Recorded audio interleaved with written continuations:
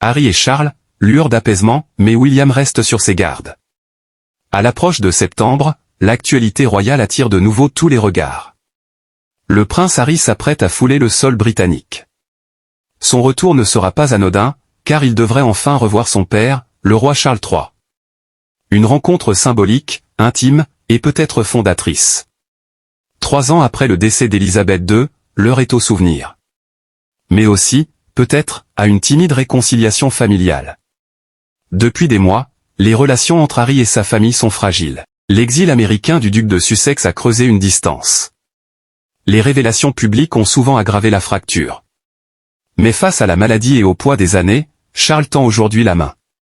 Le roi n'a jamais caché sa douleur d'être éloigné de son fils.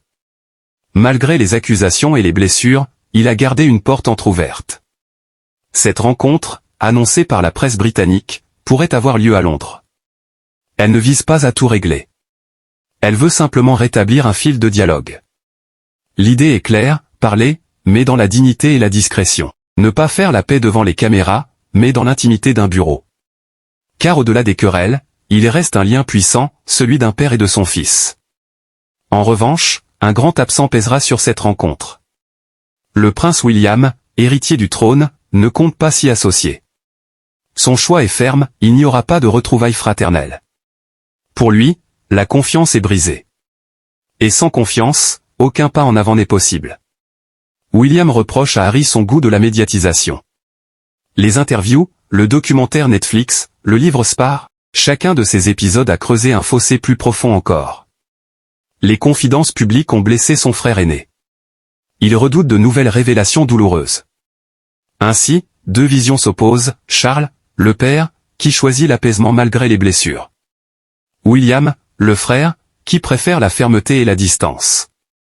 Entre les deux, Harry, partagé entre rancune passée et désir de rapprochement.